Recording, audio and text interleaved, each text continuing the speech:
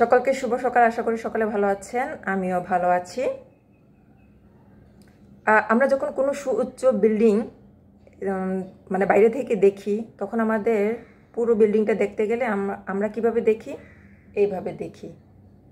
তাতে কিন্তু বিল্ডিংয়ের আমরা বাইরের রূপটাই দেখছি, তার ভিতরে কি আছে এবং মানে অনেক কিছু সম্পর্কে আমরা কিন্তু জানতে পারবো না। আমাদের এই বিল্ডিংয়ের সম্পর্কে জানতে গেলে আমার বিল্ডিংয়ে ঢুকতে হবে, একতলায় কি কি আছে, দোতলায় কি কি আছে, তিনতলায় কি কি আছে, এইসব দেখে দেখে যখন ছাদে যাব, ছাদে গিয়ে কি একটা প্রসন্ন বাতাস, একটা শূন্য, সেইখান থেকে যখন আপনি নিচের দিকে তাকাবেন, বিল্ডিংয়ের উপরে উঠে গেলে কিন্তু আপনি অনেক জায়গা জুড়ে আপনি দেখতে পাবেন। আমাদের বাইবেলটাকেও সেভাবে অধ্যয়ন করতে হবে। আমরা যদি বাইবেলকে বাইরে থেকে দেখি, তাহলে আমরা বাইবেলের যে বাক্যগুলা, সেগুলোর সঠিক মানে স্থানে, সঠিক মানে সময়ে সেই বাক্যগুলো আমরা প্রয়োগ করতে পারবো না। আমরা বাক্যগুলো নিতে পারবো, কিন্তু প্রয়োগের ক্ষেত্রে আমাদের সমস্যা হয়ে যাবে। এই যেমন আমি বলি খাবারের বিষয়ে, সব খাবারই খাওয়া যাবে, বাইবেলের নিষেধাজ্ঞা নাই, ঠিক আছে? সমস্ত খাদ্যই সূচি, এটা ভুলভাবে ভুল মানুষরা ভুল জায়গায় ব্যাখ্যা করে এটা। যেমন আমি আপনাদেরকে একটা উদাহরণ দিই। মদখোররাও কয় যে ধন্যবাদ সহকারে খাইলে ও কোনো কিছু সমস্যা নাই, খাওয়া এটা মানে খাওয়া নিষেধ নাই, সব কিছুই খাওয়া যাবে, ঠিক আছে? ভুল ব্যাখ্যা। কিন্তু বাইবেল তো বলে যে মাতাল হওয়া যাবে না, মত্ত হওয়া যাবে না। হিতোপদেশেও আছে, বিভিন্ন জায়গায় আছে, কিন্তু তারা ওই পদটা শুধু জানে, ওই পদটা সে প্রয়োগ করে ফেলে, কিন্তু এর ভিতরের বিষয় বিবেচনা করে না। উপরে কি আছে এই মানে পদের শুরু থেকে শেষ পর্যন্ত আসলে কিসের জন্য কথাটা বলা আছে সেটার ভিতরে যায় না, শুধু ওই পদটুকুই নেয়। এই কারণে আমাদেরকে এটার ভিতরে ঢুকতে হবে। সে যাই হোক, বাইবেল হচ্ছে রহস্য। আর রহস্য মানে কি? রহস্য যদি সবার কাছেই মানে খোলা থাকে, তাহলে তো সেটা রহস্য থাকলো না, ওটার গুপ্তধন থাকলো না, ঠিক আছে? কিন্তু সেটা ততক্ষণই গুপ্তধন, রহস্য, যতক্ষণ এটা সবার আড়ালে থাকে, মানুষ খোঁজার জন্য দৌড়ায়, খুদে, ঠিক আছে? ততক্ষণ পর্যন্ত সেটা গুপ্তধন, রহস্য। আর সবাই কি গুপ্তধন আর এই রহস্যগুলো উদ্ঘাটন করতে পারে না। কিন্তু ইচ্ছা শক্তি, সেই যাচনা, সেই পিপাসা, সেই ধ্যান, সময় প্রচুর সময় দিতে হবে। আমি শুধু 5 মিনিটের জন্য পড়লাম, করলাম, ধ্যান করতে হবে, তাহলেই পবিত্র আত্মা সাহায্য করে। সে যাই হোক, এত কিছু বলার কারণ হচ্ছে আমি পূর্বে একটা ভিডিও করেছিলাম, সেইটা আমার স্বামী আমার কাছে প্রশ্ন করেছিল, বলেছিল আমি বুঝবো সেইভাবে তুমি এটার ব্যাখ্যা দাও। আর আমি আসলে যে জ্ঞানযোগ, কর্মযোগ, ওদের উপনিষদ, তারপরে হচ্ছে বেদান্ত, তারপরে এই যে বিভিন্ন বেদ গ্রন্থ আমি যে পড়ছি, তারপর মহাভারত পড়ছি, সেগুলো আমার অনেক উপকারে আসে ওকে বুঝাতে। আমি ও যেভাবে বুঝবে, ওর ধর্ম অনুযায়ী আমি তাকে আবার বুঝাইছি, সেটাই আমি আপনাদের সাথে শেয়ার করতে চাই। সেটা হচ্ছে মথি 7 অধ্যায়, একদম শেষের পদ, মানে 6 পদ, শেষের পদ বলতে 6 পদ। পবিত্র বস্তু কুকুর দিগকে দিও না, এবং তোমাদের মুক্তা শূকরদের সামনে ফেলিও না, পাছে তারা পা দিয়া তাহা দলায় এবং ফিরিয়া তাহা তোমাদিগকে আক্রমণ করে।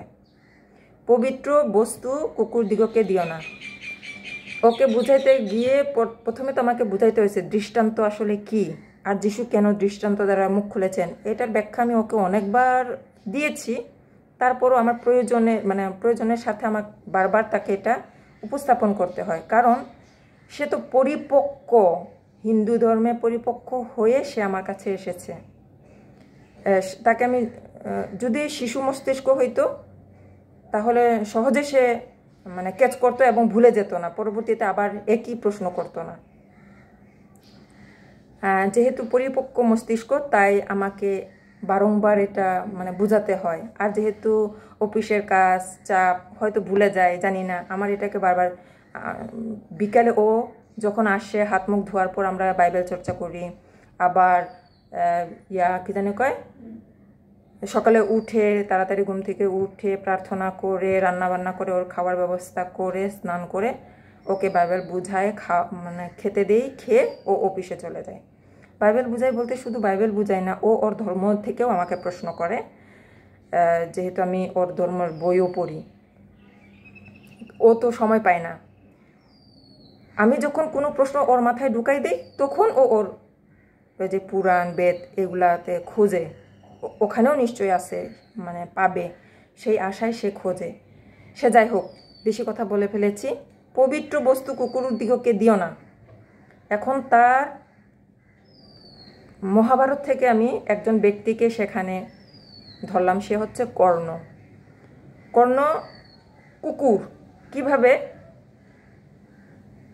সে তো অস্থির ছিল জ্ঞান আহরণের জন্য এবং সমর্থর প্রকাশের জন্য, সে যে একজন শক্তিমান বীর পুরুষ এটা প্রমাণের জন্য, আর সমাজে প্রতিষ্ঠা লাভের জন্য তার যে যুদ্ধ, ঠিক আছে।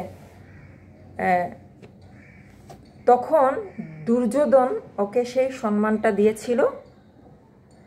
দুর্যোধন কি আসলে, দুর্যোধন কে, দুর্যোধনের চরিত্র কেমন, সে কিন্তু সেদিকে তাকায় নাই। সে তাকে সম্মান দেওয়ার সাথে সাথে সে তার ভক্ত হয়ে গেছে এবং তার জীবন, তার অস্ত্র শুধু তার জন্যই, এরকমভাবে সে সমর্পিত হয়ে গেছে। কুকুর যে পথে পথে ঘুরতেছিল, গিয়ে একটু আদর করলাম, একটু খেতে দিলাম, সে তোমার পিছু ধরবে, তোমার সাথে তোমার বাড়ি পর্যন্ত যাবে এবং তোমাকে আর ছাড়বে না, এইরকম আর কি। এবং তোমাকে কেউ কিছু বলতে আসলে তোমার হয়ে সেই কুকুরটা ঘেউ ঘেউ ঘেউ ঘেউ, এরকম।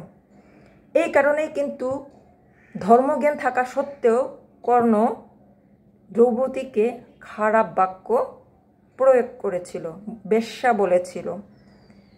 তার বিপরীত পক্ষে যে ধর্মের লোক, সে এটা বিবেচনায় নিয়ে আসে নাই, শুধুমাত্র তার এই দুষ্টু লোকের প্রতি সমর্পণ। এই কারণে প্রভুভক্ত, তাকে একবার অপমান করা হয়েছিল, সে কিন্তু তার মুকুট জমা দিছে, করছে, চলে গেছিল, আবার ডাকছে, আবার লেজ লড়াইতে লড়াইতে চলে আসছে।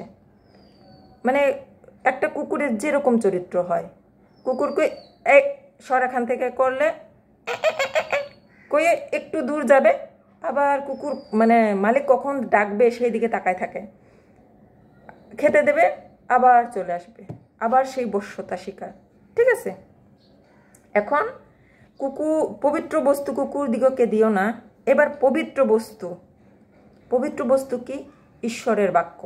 যারা এই রকম চরিত্রের লোক, যে আমার একটা গুরু আছে, আমি একজন পুরোহিতের ভক্ত, বা আমি একজন প্রচারকের ভক্ত, আমি একজন ভক্ত, ঠিক আছে, এইসব লোকেরা, তার সামনে তুমি ধর্মীয় কোনো বাক্য, পবিত্র বাক্য যদি উপস্থাপন করো, সেটাকে গ্রহণ করে না। কর্ণের কাছেও কিন্তু কৃষ্ণ স্বয়ং এসেছিল এবং তাকে তার ধর্ম দেখাই দিছিল, আসলে তার কি কি করা উচিত। সেখানে কিন্তু কৃষ্ণ মূল্য পায় নাই, ওই পবিত্র বস্তুর কোনো মূল্যই দেয় নাই, তার কাছে ছিল না। মূল্য দেওয়ার মতো। এমনই কুকুর একটা মানুষের ভক্ত হয়ে গেলে, তার মালিকের ভক্ত হয়ে গেলে, তুমি যতই খাবারের লোভ দেখায়া তাকে পরবর্তীতে নেওয়ার চেষ্টা করো বা কোনো কিছুভাবে এদিকে মানে করো, সে তার প্রভুর করতে চায় না, প্রভুকে সে ছাড়তে চায় না। ও সময়ে যে তাকে করছে সে তারই হয়ে সমস্ত জীবনটা পার করে দেয়। এবং তোমাদের মুখটা শূকরদের সামনে ফেলিও না। এখন শূকরের চরিত্র কেমন? মাটি খুঁচাইয়া, নাক দিয়া খুঁচাইয়া খুঁচাইয়া খুঁচাইয়া মানে একদম মাটির অবস্থা সারে সর্বনাশ করে ফেলবে। ওকে যতই তুমি স্নান করাও, উচ্চ মানে সুন্দর একটা জায়গায় রাখো, সিমেন্টের জায়গায় রাখো, লাভ নাই। ওরে ছাড়লে ও কাদায় গিয়াই শোবে।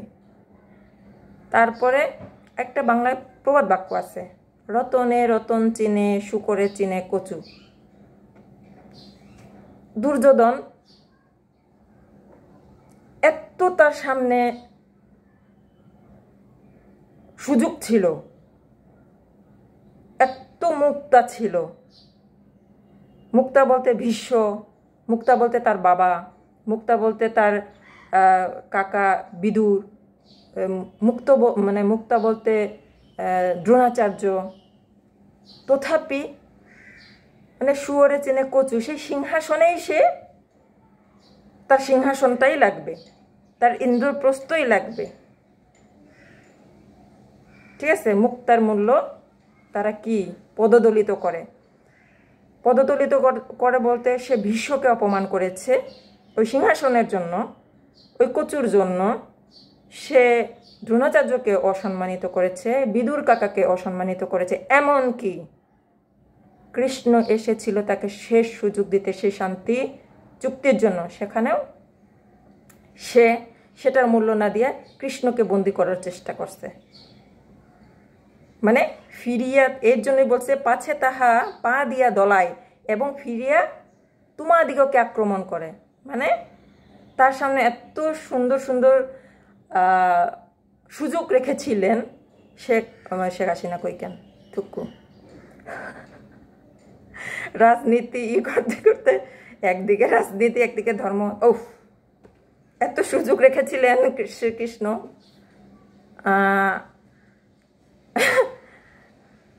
কিন্তু সে শ্রীকৃষ্ণের মানে পা দিয়ে দলাইয়া কি করছে, তাহাকেই বন্দি করার চেষ্টা করছে। এটা হচ্ছে মানে তার ধর্মের আঙ্গিকে তাকে এভাবে আমি বুঝাইছি। এই জন্যই কিন্তু পরের ধর্ম সম্পর্কেও, ধর্ম আসলে স্পেসিফিক ধর্ম বলতে লোকে যে ধর্ম সম্পর্কে জানে, আমার ধর্ম বিষয় জ্ঞানটা ভিন্ন।